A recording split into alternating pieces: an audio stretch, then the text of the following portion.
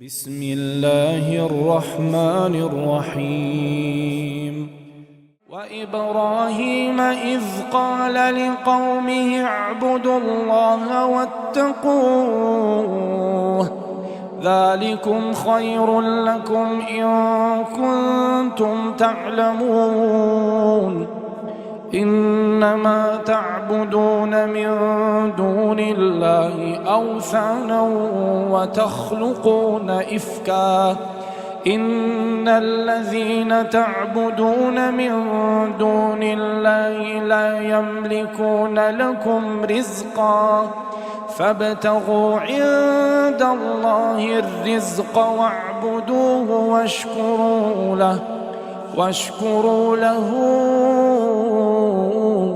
إليه ترجعون وإن تكذبوا فقد كذب من قبلكم وما على الرسول إلا البلاغ المبين. അസ്സലാമു അലൈക്കും വറഹ്മത്തുള്ളാഹി വബറകാതുഹു. ഖുർആൻ പദം 1346 ദിവസത്തിലേക്ക് എല്ലാവരെയും ഹാർദമായി സ്വാഗതം ചെയ്യുന്നു. വിശുദ്ധ ഖുർആനിലെ 29-ാമത്തെ അധ്യായമായ സൂറത്തുൽ അൻകബൂത്തിലെ 16 മുതൽ 18 വരെയുള്ള ആയത്തുകളാണ് ഇന്ന് പഠന വിധേയമാക്കുന്നത്. ക്ലാസ് ആരംഭിക്കുന്നതിനായി ആദരണീയനായ ഡോക്ടർ A.I. വിലായത്തുള്ള സാഹിബിനെ ക്ഷണിക്കുന്നു.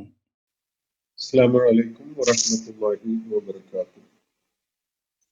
أعوذ بالله من الشيطان الرجيم. بسم الله الرحمن الرحيم.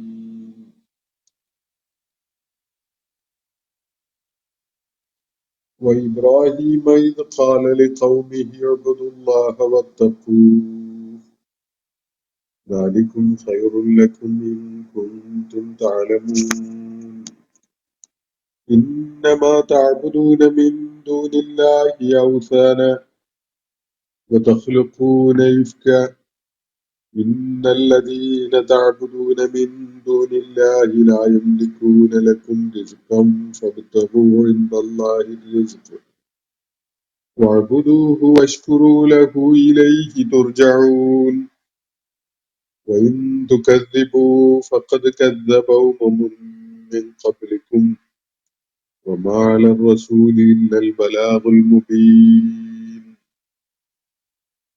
صدق الله العلي العظيم. സൂറത്തുൽ അൻകബൂത്തിലെ 16 മുതൽ 18 വരെയുള്ള ആയത്തുകളാണ് ഞാൻ നിങ്ങളെ കേൾപ്പിച്ചിട്ടുള്ളത്. സൂറത്തുൽ അൻകബൂത്തിന്റെ ആദ്യത്തെ 10-14 ആയത്തുകൾ അല്ലെങ്കിൽ ഒരു 10-13 ആയത്തുകൾ മക്കയിലെ നബി സല്ലല്ലാഹു അലൈഹി വസല്ലമയോട് നിഷേധ നിലപാട് സ്വീകരിച്ച ആളുകളെ, അവരുടെ മനോഘടനയെ, അവരുടെ നിലപാടുകളെ ഒക്കെ പരിശോധിക്കുന്ന വിധത്തിലുള്ള പ്രതിപാദ്യങ്ങളായിരുന്നു. അതിനെ തുടർന്ന് മക്കയിലെ ആളുകളുടെ സത്യനിഷേധവും വിശ്വാസികൾ അവരിൽ നിന്ന് ഏറ്റുവാങ്ങേണ്ടി വന്ന കഠിനമായ പ്രയാസങ്ങളും ഒക്കെ ചരിത്രത്തിലെ ഒറ്റപ്പെട്ട സംഭവമല്ല. ഇതും ഇതുപോലെയുള്ളതും ഇതിനേക്കാൾ ഏറെയും ഒക്കെയായ സംഭവങ്ങളും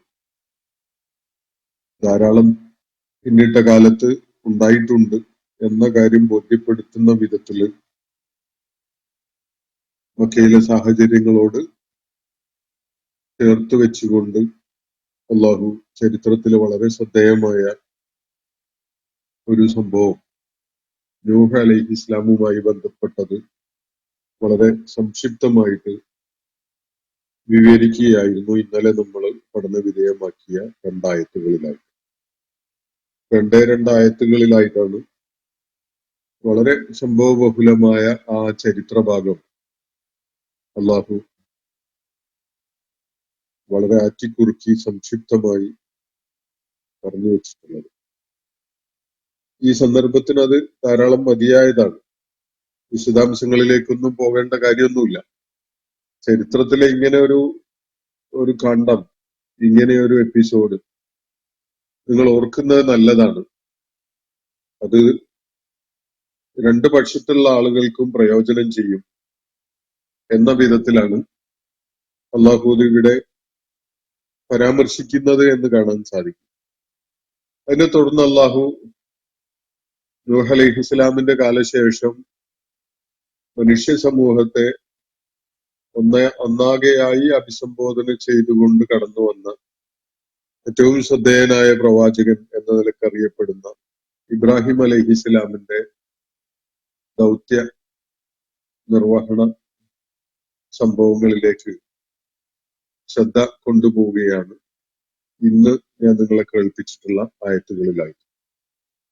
തിരസ്കാരം എന്നത്, നിഷേധം എന്നത്, പ്രവാചകന്മാരോട് സമൂഹം പുറംതിരിഞ്ഞു നിൽക്കുക എന്നത് മുഹമ്മദ് നബി സല്ലല്ലാഹു അലൈഹി വസല്ലമയുടെ മാത്രം അനുഭവമല്ല. അങ്ങനെ ഒരു നിലപാട് സ്വീകരിക്കുന്നത് അദ്ദേഹത്തിന്റെ കാലത്ത് മക്കയിൽ ഉണ്ടായിരുന്ന ആളുകളുടെ മാത്രം ഒരു നിലപാടായിരുന്നില്ല. അള്ളാഹുവിന്റെ സന്ദേശവുമായിട്ട് കടന്നു വന്ന പ്രവാചകന്മാര് പിന്നിട്ട കാലങ്ങളിലൊക്കെയും സമാനമായ തിരിച്ചടികള്, ചെറുത്തുനിൽപ്പ്, കടുത്ത നിഷേധം, തിരസ്കാരം തുടങ്ങിയിട്ടുള്ള അനുഭവങ്ങൾ ഏറ്റുവാങ്ങാൻ നിർബന്ധിതരായവരാണ് എന്ന കാര്യമാണ് അള്ളാഹുവിടെ ബോധ്യപ്പെടുത്തുന്നത് എന്നത് വളരെ ശ്രദ്ധേയമാണ്. ഇത് ചരിത്രത്തിലെ ഒറ്റപ്പെട്ട സംഗതിയല്ല. മനുഷ്യന്റെ പ്രകൃതം തന്നെ അവൻ അറിയാത്തതിന്റെ ശത്രുവായി അതിനോട് എതിർപ്പ് കാണിച്ചുകൊണ്ട് നിലകൊള്ളുന്നതാണ്. നമ്മുടെ തന്നെ ജീവിത സാഹചര്യത്തെ ഒന്ന് വിലയിരുത്തിയാൽ കാണാൻ കഴിയും. എന്ത് ഭൂലോക മണ്ടത്തരമാണ് മാതാപിതാക്കള് കൊണ്ടു നടക്കുന്നതെങ്കിലും ബഹുഭൂരിപക്ഷം ആളുകളും അവരുടെ മാതാപിതാക്കള് പേറിക്കൊണ്ട് നടന്ന ആ ഭൂലോക മണ്ടത്തരം ഏറ്റുവാങ്ങി അങ്ങനെ പോകുന്ന, അതിനൊരു പരിശോധനയ്ക്ക് വിധേയമാക്കി അത് ശരിയാണോ തെറ്റാണോ എന്ന് പരിശോധിക്കുന്ന, അത് മനസ്സിലാക്കിക്കൊണ്ട് ഹക്കിനെയും ബാത്തിലിനെയും വേർതിരിച്ച് ഉൾക്കൊണ്ടുകൊണ്ട് അത് സ്വീകരിക്കുന്ന ഒരു നിലപാടല്ല, ഹക്ക് സ്വീകരിക്കുന്ന ഒരു നിലപാടല്ല ബഹുഭൂരിപക്ഷം ആളുകളും സ്വീകരിക്കാറുള്ളത്.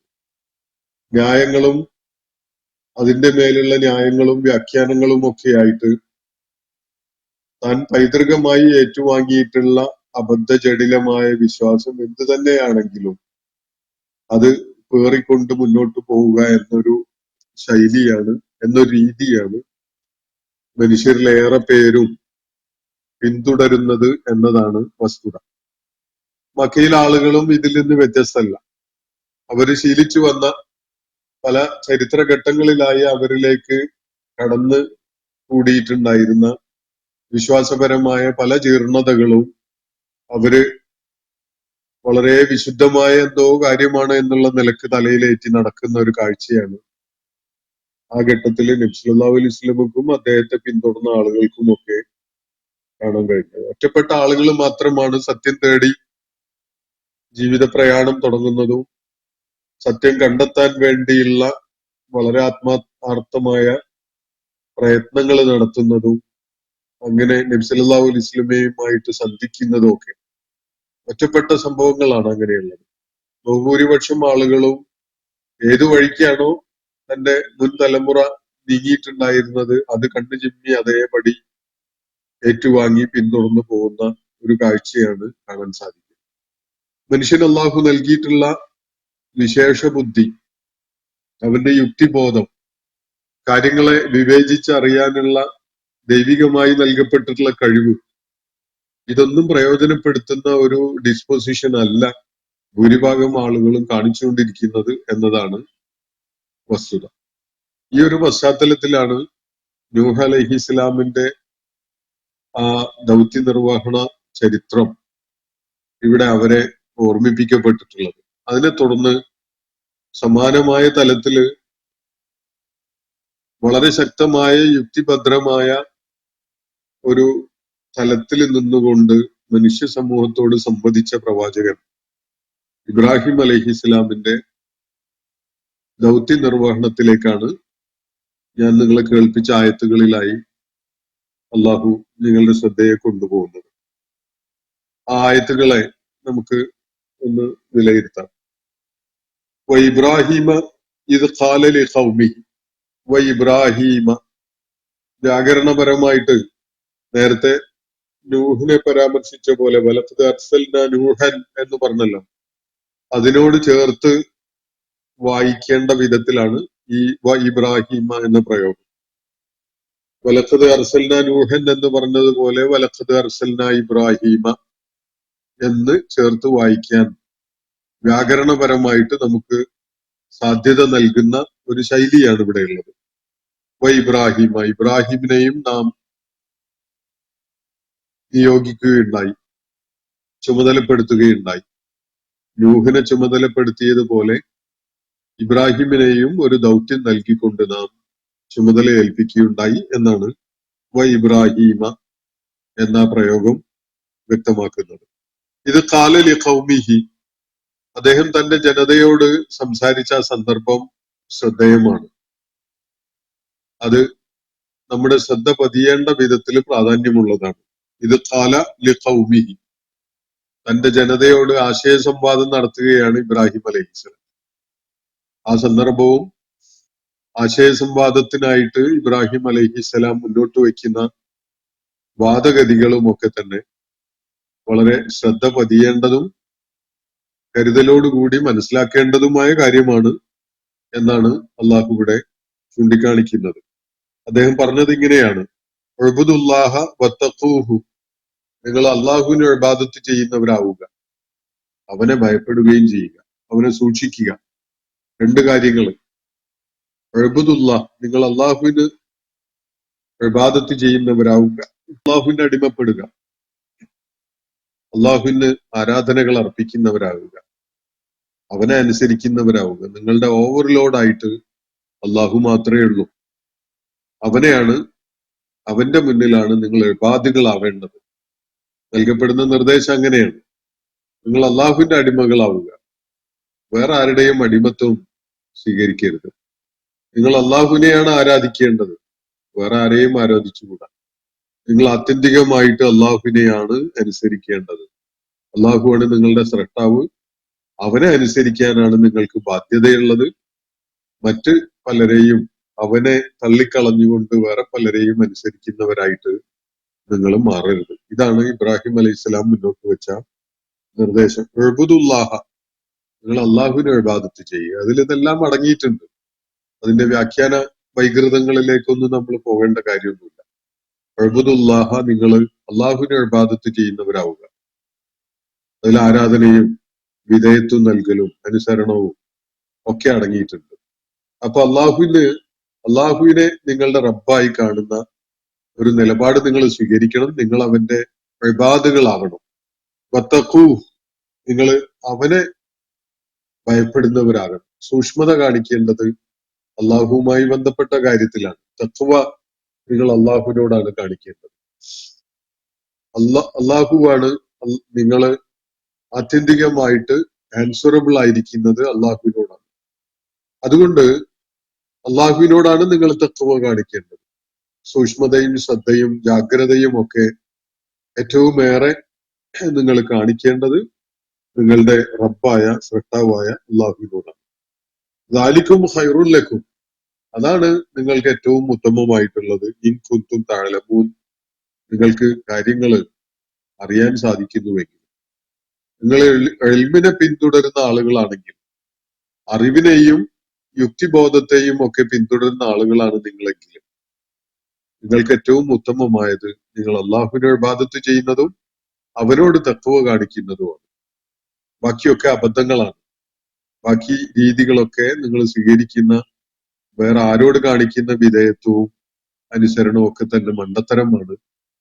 ഇങ്ങനെ ചെയ്യുന്നുവെങ്കിൽ അതാണ് നിങ്ങൾക്ക് ഏറ്റവും ഉത്തമമായത്.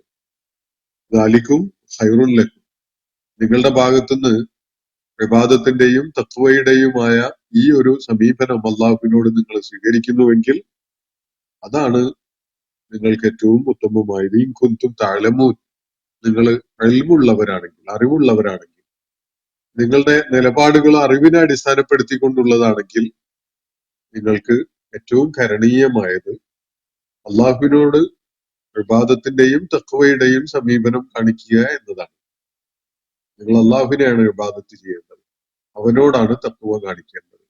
ഇത് വെറുതെ അന്ധമായ ഒരു വിശ്വാസത്തിന്റെ അടിസ്ഥാനത്തിലല്ല അള്ളാഹു ആവശ്യപ്പെടുന്നു. മറിച്ച് നിങ്ങൾ ഇൽമിന്റെ അടിസ്ഥാനത്തിൽ കാര്യങ്ങൾ തീരുമാനിക്കുന്നവരാണെങ്കിൽ, അറിവിനെ അടിസ്ഥാനപ്പെടുത്തിക്കൊണ്ട്, ജ്ഞാനത്തിനെ അടിസ്ഥാനപ്പെടുത്തിക്കൊണ്ടാണ് നിങ്ങൾ കാര്യങ്ങൾ നിർവഹിക്കുന്നതെങ്കിൽ നിങ്ങൾ അള്ളാഹുവിന്റെ ഇബാദത്ത് ചെയ്യുക, അവനോട് തഖ്വ കാണിക്കുക. അതാണ് നിങ്ങൾക്ക് ഏറ്റവും ഉത്തമമായത് എന്നാണ് ഇബ്രാഹിം അലൈഹിസ്സലാം തന്റെ ജനതയോട് പറയുകയുണ്ടായത്. ആ സന്ദർഭം വളരെ പ്രാധാന്യമുള്ളതാണ്, ശ്രദ്ധേയമാണ് എന്നാണ് അള്ളാഹു കൂടെ പറയുന്നത്. ഈ ആയത്തിൽ സൂചിപ്പിക്കപ്പെടുന്ന ഈ സന്ദർഭം പ്രാധാന്യമുള്ളതാണ് എന്ന് പറയുമ്പോൾ അതിന്റെ പ്രാധാന്യം എന്താണ് എന്നത് ആലോചിക്കേണ്ടതുണ്ട്. നമ്മൾ പലപ്പോഴും ഇത്തരം വളരെ പ്ലെയിൻ ആയിട്ട്, വളരെ ഡയറക്റ്റ് ആയിട്ട് സത്യം പറയുന്ന ഒരു സമീപനം എല്ലാവരും സ്വീകരിക്കാറില്ല എന്നതാണ് വസ്തുത. ആയിരക്കണക്കിന് വർഷങ്ങളായിട്ട് ഇസ്ലാമിന്റെ സാന്നിധ്യം നമ്മുടെ നാട്ടിലുണ്ട്. ഇസ്ലാം അറേബ്യയിൽ നബി സല്ലല്ലാഹു അലൈഹി വസല്ലമയുടെ ദൗത്യ നിർവഹണം നടക്കുന്ന കാലത്ത് തന്നെ അതിന്റെ പ്രതിധ്വനികൾ നമ്മുടെ രാജ്യത്തും എത്തിയിട്ടുണ്ട്.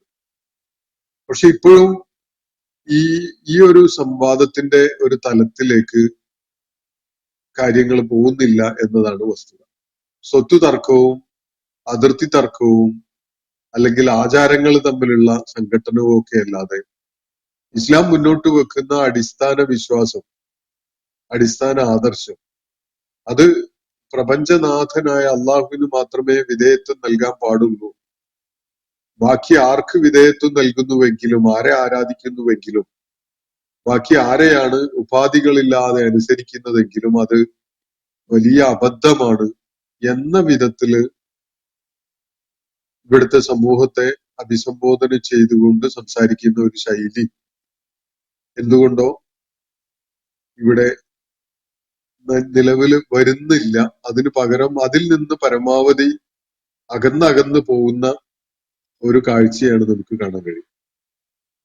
ഇസ്ലാമിന്റെ അനുയായികളെ നേരിടുന്ന ഇവിടുത്തെ സംഘടിത വിഭാഗങ്ങളും ഭരണകൂടവും പോലും ഇസ്ലാമിന്റെ ആദർശത്തിനോട് ഏറ്റുമുട്ടാനും വരാറില്ല. മറിച്ച് ഇസ്ലാമിന്റെ അനുയായികളെ പല വിധത്തിലുള്ള ആക്ഷേപങ്ങൾക്കും ആരോപണങ്ങൾക്കും ഇരയാക്കിക്കൊണ്ട് അവരെ ദേശദ്രോഹികളോ അല്ലെങ്കിൽ രാഷ്ട്രവിരോധികളോ ഒക്കെ ആയി ചിത്രീകരിച്ചുകൊണ്ടൊക്കെയുള്ള ഒരു ശൈലി സ്വീകരിക്കുന്നതാണ് കാണുന്നത്. യഥാർത്ഥത്തിൽ അള്ളാഹു ആവശ്യപ്പെടുന്ന യുക്തിയുടെയും ബുദ്ധിയുടെയും തലത്തിലുള്ള ആശയപരമായ മാറ്റുരക്കല് ഇബ്രാഹിം അലൈഹിസ്സലാമിന്റെ ഈ ദൗത്യ നിർവഹണത്തില് വളരെ പ്രകടമായിട്ട് നമുക്ക് കാണാൻ സാധിക്കും. ഇത് എല്ലാ സമൂഹങ്ങളും എല്ലാ കാലഘട്ടങ്ങളിലും നിർവഹിക്കേണ്ട ഒരു കാര്യമാണ് എന്നതാണ് വസ്തുത. ഇബ്രാഹിം അലൈഹിസ്സലാം സ്വത്ത് തർക്കമോ അല്ലെങ്കിൽ അതുപോലെയുള്ള എന്തെങ്കിലും വിഷയമോ പറഞ്ഞുകൊണ്ടല്ല അവിടെ ഒരു സംഘർഷഭരിതമായ സാഹചര്യം ഉണ്ടായപ്പോൾ അതിനെ അഭിമുഖീകരിക്കുകയോ നേരിടുകയോ ഒന്നും ചെയ്യുന്നത്. മറിച്ച് ഇബ്രാഹിം അലൈഹി ഇസ്ലാമിനെ വ്യതിരിക്തനാക്കുന്ന ആദർശം അത് ഉയർത്തിപ്പിടിച്ചുകൊണ്ടാണ് ജനങ്ങളോട് സംസാരിക്കുന്നത്. അതിന്റെ മർമ്മം ഇങ്ങനെയാണ്: ഉഅ്ബുദുല്ലാഹ വത്തഖൂഹു, നിങ്ങൾ അള്ളാഹുവിനെ ഇബാദത്ത് ചെയ്യുക, അവനോട് തഖ്വ കാണിക്കുക. അതാണ് നിങ്ങൾക്ക് അറിവിനെ അടിസ്ഥാനപ്പെടുത്തി, ജ്ഞാനത്തെ അടിസ്ഥാനപ്പെടുത്തി തീരുമാനങ്ങൾ എടുക്കുന്നവരാണ് നിങ്ങളെങ്കിൽ നിങ്ങൾക്ക് ഏറ്റവും ഉത്തമമായത് അതാണ് എന്നാണ് ഇബ്രാഹിം അലൈഹി ഇസ്ലാം തന്റെ ജനതയോട് പറയുകയുണ്ടായത്. എന്നിട്ട് ബാക്കി കാര്യങ്ങൾ കൂടി കേൾക്കുമ്പോഴാണ് അത് വ്യക്തമാവുക. ഇന്നമാ തഅ്ബുദൂന മിൻ ദൂനില്ലാഹി, തന്റെ പ്രതിയോഗികളായ സമൂഹത്തോട്, അതിലെ സമൂഹത്തിലെ പ്രമുഖരായ ആളുകളോട് തന്നെ ഇബ്രാഹിം അലൈഹി ഇസ്ലാം വെട്ടിത്തുറന്ന് പറയുന്ന ഒരു കാര്യം, ഇന്നമാ തഅ്ബുദൂന മിൻ ദൂനില്ലാഹി, അള്ളാഹുവിനെ കൈവെടിഞ്ഞുകൊണ്ട് നിങ്ങൾ ഇബാദത്ത് ചെയ്യുന്ന ഈ സംഗതികളുണ്ടല്ലോ, ഔസാന, അത് കേവലം നിങ്ങൾ ഉണ്ടാക്കിയിട്ടുള്ള ഔസാന് മാത്രമാണ്, അത് നിങ്ങൾ ഉണ്ടാക്കിയിട്ടുള്ള പ്രതിമകൾ മാത്രമാണ് എന്നാണ് ഇബ്രാഹിം അലൈഹി ഇസ്ലാം അവരോട് പറയുന്നത്. അതിനപ്പുറത്തേക്ക് അതിന് യാതൊരു പ്രാധാന്യമില്ല. നിങ്ങൾ ഉണ്ടാക്കി വെച്ചിട്ടുള്ള ചില രൂപങ്ങൾ, ചില ബിംബങ്ങൾ മാത്രമാണ്. അള്ളാഹുവിന്റെ സ്ഥാനത്ത് അള്ളാഹുവിനെ കൈയൊഴിഞ്ഞുകൊണ്ട് ആ സ്ഥാനത്ത് നിങ്ങൾ ആരാധിക്കുന്ന, നിങ്ങൾ ഇബാദത്ത് ചെയ്യാൻ വേണ്ടി തെരഞ്ഞെടുത്തിരിക്കുന്ന സംഗതി ഉണ്ടല്ലോ, അതൊക്കെ അത് നിങ്ങൾ ഉണ്ടാക്കിയിട്ടുള്ള പ്രതിമകൾ മാത്രമാണ്, നിങ്ങൾ ഉണ്ടാക്കിയിട്ടുള്ള രൂപങ്ങൾ മാത്രമാണ്, നിങ്ങൾ ഉണ്ടാക്കിയ ബിംബങ്ങളാണ് അത്. വതഖ്ലുഖൂന ഇഫ്ക, നിങ്ങളോ വ്യാജമായിട്ട് ഓരോന്നും ഇങ്ങനെ ഉണ്ടാക്കിക്കൊണ്ടിരിക്കുകയാണ്. നിങ്ങൾ സിമന്റ് കൊണ്ടോ മണ്ണ് കൊണ്ടോ അല്ലെങ്കിൽ ലോഹം കൊണ്ടോ അതുപോലെ എന്തെങ്കിലുമൊക്കെ ചേർത്ത് ഉപയോഗിച്ച് ഓരോ രൂപങ്ങൾ ഉണ്ടാക്കുന്നു, എന്നിട്ട് അതിന് ഓരോ അർത്ഥങ്ങൾ കൽപ്പിക്കുന്നു എന്നതല്ലാതെ യാതൊരു യാഥാർത്ഥ്യവും അതിൽ അടങ്ങിയിട്ടില്ല. ഇത് നിങ്ങളുടെ കൈകൾ കൊണ്ട് നിങ്ങൾ സൃഷ്ടിച്ചുണ്ടാക്കിയിട്ടുള്ള വെറും വിഗ്രഹങ്ങളും ബിംബങ്ങളും അതുപോലെ രൂപങ്ങളും ഒക്കെ മാത്രമാണ്, പ്രതിമകളാണ്, വിഗ്രഹങ്ങളാണ്, രൂപങ്ങളാണ്. ഇതിന് അതിനപ്പുറത്തേക്ക് ഒരു പ്രാധാന്യമില്ല. നിങ്ങളുടെ സൃഷ്ടിപ്പിന്റെ രീതി എന്താണ്? ഇഫ്ക, നിങ്ങൾ വളരെ വ്യാജമായിട്ടാണ് സൃഷ്ടിച്ചുകൊണ്ടിരിക്കുന്നത്. വ്യാജമായി സൃഷ്ടിക്കുക എന്ന് പറഞ്ഞാൽ ഈ നിർമ്മാണം, വിഗ്രഹ രൂപം അല്ലെങ്കിൽ ബിംബവും പ്രതിമയും ഒക്കെ ഉണ്ടാക്കുന്നത് ശരിയായ രീതിയിലല്ല എന്നല്ല. അവയ്ക്ക് ദിവ്യത്വം കൽപ്പിക്കുക എന്ന വിധത്തിൽ അവയെ ആരാധനയ്ക്ക് വേണ്ടി നിങ്ങൾ പരിഗണിക്കുമ്പോൾ യഥാർത്ഥത്തിൽ ആരാധനയ്ക്ക് യാതൊരു വിധത്തിലും അർഹതയില്ലാത്ത ഒരു സംഗതിയെ നിങ്ങൾ വ്യാജമായിട്ട് ആരാധനയ്ക്ക് അർഹതയുള്ളതാണ്, ദിവ്യത്വമുള്ളതാണ്, കോൺസിക്രേറ്റഡ് ആണ് എന്നൊക്കെ നിങ്ങൾ പറയുകയാണ്. അത് വെറും വ്യാജമായ കൽപ്പിതമായ ഒരു കാര്യമാണ്. ഇഫ്ക, നിങ്ങൾ വെറും അടിസ്ഥാനരഹിതമായി ഒരു അടിത്തറയും ഇല്ലാത്ത വിധത്തില് നിങ്ങൾ ഉരുട്ടിയുണ്ടാക്കിയ സംഗതികളാണ്. ഇന്നല്ലദീന തഅ്ബുദൂന മിൻ ദൂനില്ലാഹി, അള്ളാഹുവിന് പുറമെ നിങ്ങൾ ആരാധിച്ചു കൊണ്ടിരിക്കുന്ന സംഗതികളുണ്ടല്ലോ, നിങ്ങൾ ഇബാദത്ത് ചെയ്യുന്ന അള്ളാഹുവിന് പകരം അള്ളാഹുവിന്റെ സ്ഥാനത്തൊക്കെ ആയിട്ട് നിങ്ങൾ ഇബാദത്ത് ചെയ്തുകൊണ്ടിരിക്കുന്ന സംഗതികൾ, ലാ യംലികൂന ലക്കും റിസ്ഖ, അവര് നിങ്ങൾക്ക് എന്തെങ്കിലും ഭക്ഷണ പദാർത്ഥങ്ങൾ, റിസ്ഖ്, നിങ്ങളുടെ ജീവിത വിഭവങ്ങൾ നിങ്ങൾക്ക് തരാൻ കഴിവുള്ളവരല്ല. അവരല്ല നിങ്ങൾക്ക് റിസ്ഖ് തരുന്നത്. ഒരു വിധത്തിലുള്ള റിസ്ഖിന്റെയും ഉടമസ്ഥരല്ല അവർ. നിങ്ങൾ ആരാധനയൊക്കെ ആയിട്ട് നിങ്ങൾ തന്നെ പടച്ചുണ്ടാക്കിയിട്ട് ഉള്ള രൂപങ്ങൾ, അവരല്ല നിങ്ങളുടെ റിസ്ഖിന്റെ ഉടമകൾ. ലാ യംലികൂന ലക്കും റിസ്ഖ, നിങ്ങൾക്ക് റിസ്ഖ് തരാൻ അവർക്ക് സാധ്യമല്ല. റിസ്ഖ് തരാൻ സാധ്യമല്ല എന്ന ഈ പ്രഖ്യാപനം അവയുടെ ദിവ്യത്വത്തിന്റെ അവകാശവാദങ്ങളുടെ കടക്കല് തന്നെയാണ് കത്തിവെക്കുന്നത്, മുരട് മുറിച്ച് കളയുകയാണ്. നിങ്ങൾക്ക് ഇവയോട് വിധേയത്വം ഉണ്ടാകുന്നതിന്റെ ഒരു കാരണമായിട്ട് സങ്കല്പിക്കാവുന്നത് അവരാണ് നിങ്ങൾക്ക് വിഭവങ്ങൾ തരുന്നത്, നിങ്ങളുടെ നിലനിൽപ്പിന് ആധാരമായിട്ടുള്ള റിസ്ഖ് തരുന്നത് അവരാണ് എന്നതാണെങ്കിൽ, ഇവരുടെ കാര്യത്തിൽ അങ്ങനെയല്ല. അവർക്ക് അതിൽ യാതൊരു പങ്കുമില്ല. നിങ്ങൾക്ക് റിസ്ഖ് തരുന്നതിൽ ഇവർക്ക് യാതൊരു ഉടമസ്ഥതയും ഇല്ല. ഫബ്തഗൂ ഇൻദല്ലാഹി റിസ്ഖ്, പകരം നിങ്ങൾ അള്ളാഹുവിനോട് റിസ്ഖ് തേടിക്കോളൂ, അവനാണ് റിസ്ഖ് തരുന്നവൻ. നിങ്ങളുടെ ഈ അവസാനല്ല, നിങ്ങളുടെ ഈ ബിംബങ്ങളോ ഈ പ്രതിഷ്ഠകളോ അല്ലെങ്കിൽ നിങ്ങളുടെ ഈ പ്രതിമകളോ ഒന്നുമല്ല റിസ്ഖിന് ഉടമസ്ഥതയുള്ളവർ. റിസ്ഖിന്റെ ഉടമ, പ്രപഞ്ചത്തില് എല്ലാറ്റിനെയും ഉളപ്പിച്ചുണ്ടാക്കുന്ന നിങ്ങൾക്കായി കായികനികളും ഫലവർഗങ്ങളും ഒക്കെ ഉൽപ്പാദിപ്പിച്ചു തരുന്ന അള്ളാഹുവാണ് റിസ്ഖിന്റെ ഉടമസ്ഥൻ. അതുകൊണ്ട് ഫബ്തഗൂ ഇൻദല്ലാഹി റിസ്ഖ്, നിങ്ങൾ അള്ളാഹുവിന്റെ അടുക്കല് റിസ്ഖ് തേടിക്കൊള്ളൂ. വഅ്ബുദൂഹു, നിങ്ങൾ അവന് വിധേയപ്പെട്ടോളൂ, അവന് ഇബാദത്ത് ചെയ്തോളൂ. വഷ്കുറൂ ലഹു, നിങ്ങൾ അവനോട് കൃതജ്ഞത കാണിക്കും, അവനോടാണ് നന്ദി കാണിക്കേണ്ടത്. ഇലൈഹി തുർജഊൻ, അവന്റെ അടുക്കലേക്കാണ് നിങ്ങൾ തിരികെ അയക്കപ്പെടാനും പോകുന്നത്. ഇനി നിങ്ങൾ ഏതെങ്കിലും നിലക്ക് വിധേയത്വം കാണിക്കാൻ അർഹതയുള്ളവരാണോ? നിങ്ങളുടെ ഈ അവസാനം അവരറിയുന്നു പോലുമില്ല. നിങ്ങൾ അവയെ ആരാധിക്കുന്നു എന്നതും അവയെ ആരാധിക്കണമെന്ന് അവർക്ക് താല്പര്യമുണ്ട് എന്നതൊന്നും പോലും നമുക്ക് അറിയാൻ കഴിയുന്നില്ല. തീർത്തും അടിസ്ഥാനരഹിതമായ ഒരു കാര്യമാണ് നിങ്ങൾ ചെയ്തുകൊണ്ടിരിക്കുന്നത്. വേറൊരു കാര്യം, ഒരുപക്ഷെ ദിവ്യത്വത്തിന്റെ അവകാശവാദത്തിന് ഒരു അടിത്തറയായിട്ടുള്ള ഒരു കാര്യം, നിങ്ങൾ ആരിലേക്കാണ് തിരികെ അയക്കപ്പെടാൻ പോകുന്നത് എന്നതാണ്. ഒരിക്കലും ഒരു വിഗ്രഹാരാധകനും അവകാശപ്പെടുന്നില്ല, ഒരു ആൾ ദൈവത്തെ പൂജിച്ച ആളും അവകാശപ്പെടുന്നില്ല അവന്റെ അടുക്കലേക്കാണ്, അല്ലെങ്കിൽ ആ വിഗ്രഹത്തിന്റെയോ അവരുടെ ആ ദിവ്യമൂർത്തിയായിട്ട് അവർ കണ്ടിരുന്ന ആ ബിംബത്തിന്റെയോ അടുക്കലേക്കാണ് മനുഷ്യൻ മരണശേഷം തിരിച്ചയക്കപ്പെടാൻ പോകുന്നത് എന്ന് എല്ലാവർക്കും അറിയാം. എല്ലാവരും പരസ്യമായി പ്രഖ്യാപിച്ചുകൊണ്ടായാലും രഹസ്യമായി ഉൾക്കൊണ്ടുകൊണ്ടായാലും അംഗീകരിക്കുന്ന ഒരു കാര്യം, എല്ലാവരും തിരികെ എത്താൻ പോകുന്നത് പ്രപഞ്ചങ്ങളുടെ സൃഷ്ടാവായ അള്ളാഹുവിന്റെ അടുക്കലേക്കാണ് എന്നത്. ഏറ്റവും ചുരുങ്ങിയത് ഈ വിഗ്രഹങ്ങളുടെയും ആൾദൈവങ്ങളുടെയും ഒന്നും അടുക്കലേക്ക് തിരികെ അയക്കപ്പെടാൻ പോകുന്നില്ല എന്ന കാര്യമെങ്കിലും അവർക്കറിയാം. അപ്പൊ അങ്ങനെ ഒരു അടിത്തറയും ഇവര് ആരാധിക്കുന്ന അവസാനം അവരുടെ ഈ വിഗ്രഹങ്ങൾക്കും അതുപോലെ തന്നെ അവരുടെ ഈ പ്രതിമകൾക്കും ഒന്നും അങ്ങനെ ഒരു അവകാശവാദമില്ല. അവരുടെ അടുക്കലേക്കാണ് നിങ്ങൾ തിരിച്ചയക്കപ്പെടാൻ പോകുന്നത്. അപ്പൊ നിങ്ങളുടെ റിസ്ഖിന്റെ ഉടമ അള്ളാഹുവാണ്. നിങ്ങൾ തിരികെ എത്താൻ പോകുന്നത് അള്ളാഹുവിന്റെ അടുക്കലേക്കാണ്, നിങ്ങളുടെ ഈ വിഗ്രഹങ്ങളുടെ ഒന്നും അടുക്കലേക്കല്ല.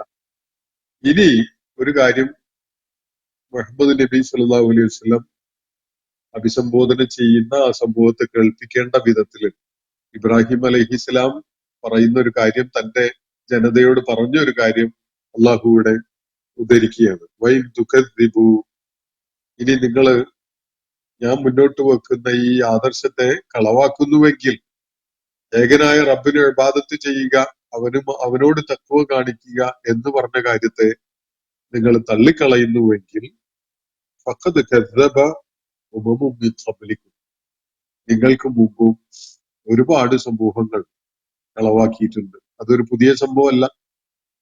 നിങ്ങൾ ഇതിനെ, ഞാൻ മുന്നോട്ട് വെച്ച ഈ ജീവിത ദർശനത്തെ കളവാക്കുന്നു, തള്ളിക്കളയുന്നുവെങ്കിൽ അതൊരു പുതിയ കാര്യമല്ല. എത്രയോ സമൂഹങ്ങൾ ഇബ്രാഹിം അലൈഹിസ്സലാമിന്റെ കാലത്തിന് മുമ്പ് ലോകത്തിന്റെ ജനവാസമുള്ള ഭൂപ്രദേശങ്ങളിൽ ഉണ്ടായിരുന്ന എത്രയോ സമൂഹങ്ങൾ നശിപ്പിക്കപ്പെട്ടിട്ടുണ്ട്. ആ സമൂഹങ്ങള് ഈ കാര്യത്തെ, പ്രവാചകന്മാര് മുന്നോട്ട് വെച്ച ആദർശത്തെ കളവാക്കിയവർ തന്നെയാണ്. വഇൻ തുകദ്ദിബു, നിങ്ങൾ കളവാക്കുന്നുവെങ്കിൽ, ഫഖദ് കദ്ദബ ഉമമും മിൻ ഖബ്ലിക്കും, നിങ്ങൾക്ക് മുമ്പും പല ഉമ്മത്തുകളും പല സമുദായങ്ങളും പല സമൂഹങ്ങളും കളവാക്കിയിട്ടുണ്ട്. വമാ അലർ റസൂലി ഇല്ലൽ ബലാഗുൽ മുബീൻ, ദൂതനെ സംബന്ധിച്ചിടത്തോളം ദൈവിക സന്ദേശം എത്തിച്ചു തരിക എന്നതല്ലാത്ത യാതൊരു ഉത്തരവാദിത്വവും ഇല്ല. വമാ അലർ റസൂൽ, ദൂതന്റെ മേൽ ഒരു ചുമതലയും ഇല്ല. ഇല്ലൽ ബലാഗുൽ മുബീൻ, വ്യക്തതയോടുകൂടി ദൈവിക സന്ദേശം എത്തിച്ചു തരിക എന്നതല്ലാത്ത. അപ്പൊ ഇബ്രാഹിം അലൈഹി സ്വലാം തന്റെ ജനതയോട് പറയുന്നത്, നിങ്ങൾ ഇതിനെ കളവാക്കി തള്ളുന്നുവെങ്കിൽ അതുകൊണ്ട് എനിക്ക് വലിയ നഷ്ടമാണ് എന്ന് നിങ്ങൾ കരുതേണ്ടതില്ല. അതുകൊണ്ട് നഷ്ടം ഞങ്ങൾക്ക് തന്നെയാണ്. പിന്നിട്ട കാലഘട്ടങ്ങളിൽ ഒട്ടേറെ പ്രവാചകന്മാര്, സാലിഹ് അലൈഹി സ്വലാം, ഹൂദ് അലൈഹി സ്വലാം, ഇല്യാസ് അലൈഹി സ്വലാം, നൂഹ് അലൈഹി സ്വലാം, അങ്ങനെ ധാരാളം പ്രവാചകന്മാരെ അവരുടെ നാട്ടുകാരും കാലഘട്ടത്തിലെ ആളുകളും കളവാക്കിയിട്ടുണ്ട്. അതുകൊണ്ട് ആർക്കാണ് നഷ്ടമുണ്ടായത് എന്നത് ചരിത്രത്തിലേക്ക് ഒരു തിരിഞ്ഞു നോട്ടം നടത്തിയിട്ട് നിങ്ങൾക്ക് മനസ്സിലാക്കാവുന്നതേ ഉള്ളൂ. ദൂതനെ സംബന്ധിച്ചിടത്തോളം ചുമതലയായിട്ടുള്ളത് ഇത് തബ്ലീഗ് ചെയ്യുക എന്നത് മാത്രമാണ്. ഇത് ജനങ്ങളിലേക്ക് എത്തിച്ചു തരിക എന്നത് മാത്രമാണ് അള്ളാഹു തന്റെ ദൂതന്മാരെ ചുമതലപ്പെടുത്തിയിരിക്കുന്ന കാര്യം. നിങ്ങൾ ആലോചിച്ചു നോക്കൂ, നിങ്ങളുടെ ബുദ്ധി കൊണ്ട് അതിനെ മാറ്റുരച്ചു നോക്കൂ, എന്നിട്ട് നിങ്ങൾ തീരുമാനമെടുക്കും. ഇതാണ് ദൂതന്മാർക്ക് പറയാനുള്ള കാര്യം. പക്ഷെ ഇവിടെ ഇബ്രാഹിം അലൈഹി ഇസ്ലാമിന്റെ മാതൃകയിൽ നിർവഹിക്കേണ്ട ദൗത്യം നിർവഹിക്കുന്നതിൽ യാതൊരു വീഴ്ചയും വരുത്താതെ ആദർശപരമായ വ്യക്തത ഉള്ള വിധത്തിൽ കാര്യങ്ങൾ പറയുകയാണ്. നമ്മൾ കഴിഞ്ഞ ദിവസം ഒരു ചോദ്യം കൈകാര്യം ചെയ്തുകൊണ്ട് സംസാരിച്ചപ്പോൾ ഒരു ഹൈന്ദവ ക്ഷേത്രവുമായി ബന്ധപ്പെട്ടുകൊണ്ട് ആ പ്രദേശത്തെ മുസ്ലിം മഹല്ലിലെ ആളുകൾ അതിൽ പങ്കെടുക്കുന്ന, സാന്നിധ്യം കൊടുക്കുന്ന കാര്യം, ഇങ്ങനെ ഒരു വിഷയം തന്നെ ആദർശ സമൂഹത്തിന് ഉണ്ടാവില്ല. നമ്മളുടേത് വെറും ഒരു സമുദായം മാത്രമാണ്. ആദർശ സമൂഹം എന്നുള്ള നിലക്കുള്ള ഒരു അസ്തിത്വം നമ്മൾ ഉണ്ടാക്കിയെടുത്തിട്ടില്ല. അതുകൊണ്ടാണ് ഇങ്ങനെയുള്ള ഇപ്പോ മുസ്ലിം സമൂഹത്തിലെ പല സാമുദായിക അല്ലെങ്കിൽ മത രംഗത്തൊക്കെയുള്ള നേതാക്കന്മാരും ഇവര് ഒരു ദൗത്യം നിർവഹിക്കുന്ന, ഒരു ആദർശ പ്രബോധനം നടത്തുന്ന ആളുകളാണെങ്കിൽ ഒരിക്കലും തന്നെ അവരെ സംബന്ധിച്ചിടത്തോളം ഇപ്പൊ ചെയ്തുകൊണ്ടിരിക്കുന്ന വിധത്തിലുള്ള കാര്യങ്ങൾ ചെയ്യാൻ അവർക്ക് കഴിയില്ല. കാരണം അവർ മുന്നോട്ട് വെക്കുന്നത് തന്നെ ഒരു ആദർശമാണ്. അത് മുസ്ലിം സമൂഹത്തിനകത്തുള്ള ആളുകളോടും പുറത്തുള്ള ആളുകളോടും അതേ ആദർശം തന്നെയാണ് അവർക്ക് ഉയർത്തിപ്പിടിക്കാനുള്ളത്, മുന്നോട്ട് വെക്കാനുള്ളത്. ഒരു ഭാഗത്ത് അവര് ഏകനായ റബ്ബിന് നിങ്ങളൊക്കെയും വഴിപ്പെടണം, അവന് ഇബാദത്ത് ചെയ്യുന്നവരാവണം, നിങ്ങൾ ശ്രദ്ധയും കരുതലുമുള്ളവരായിട്ട് മാറണം എന്ന് പറയുകയും, മറുഭാഗത്ത് അള്ളാഹുവില് പങ്കാളികളെ ചേർക്കുന്ന ആചാരങ്ങളുടെയും ആഘോഷങ്ങളുടെയും ആരാധനാകർമ്മങ്ങളുടെയും സന്ദർഭങ്ങളിൽ അതിന് സാന്നിധ്യം കൊടുത്തുകൊണ്ട് ഒത്താശ ചെയ്തു കൊടുക്കുക എന്നതാണ് സാമുദായിക ബന്ധം ഊഷ്മളമാക്കാൻ നല്ലത് എന്ന് കരുതുകയും ചെയ്യാൻ ഒരിക്കലും സാധ്യതയില്ല. ഈ സമൂഹങ്ങളോടൊക്കെ നമുക്കൊരു ആദർശം അവരുടെ മുന്നിൽ അവതരിപ്പിക്കാനുണ്ട്. ഈ സമൂഹത്തിൽ ഏറ്റവും ഉയർന്ന തലത്തിൽ നിലകൊള്ളുന്ന ആളായാലും ഏറ്റവും താഴേക്കിടയിലുള്ള ആളായാലും അവരോട് സകല പ്രവാചകന്മാരും അവരുടെ സമൂഹങ്ങളോട് ഉത്ബോധിപ്പിച്ച കാര്യം തന്നെ ഉത്ബോധിപ്പിക്കേണ്ടവരാണ് ഇസ്ലാമിക സമൂഹം നമ്മുടെ കാലഘട്ടത്തിലും. പക്ഷെ എന്തുകൊണ്ട് നമ്മുടെ നേതാക്കന്മാര് മുസ്ലിം സമുദായത്തിന്റെ രാഷ്ട്രീയ മേഖലയിലോ അല്ലെങ്കിൽ മതസാമുദായിക രംഗത്തോ ഒക്കെ ഉള്ള നേതാക്കന്മാര് ഈ ആദർശം എല്ലാ വിഭാഗങ്ങളിലേക്കും എത്തിക്കുന്നതിന് മുതിരുന്നില്ല എന്നൊരു വിഷയം ഇവിടെ വരുന്നുണ്ട്.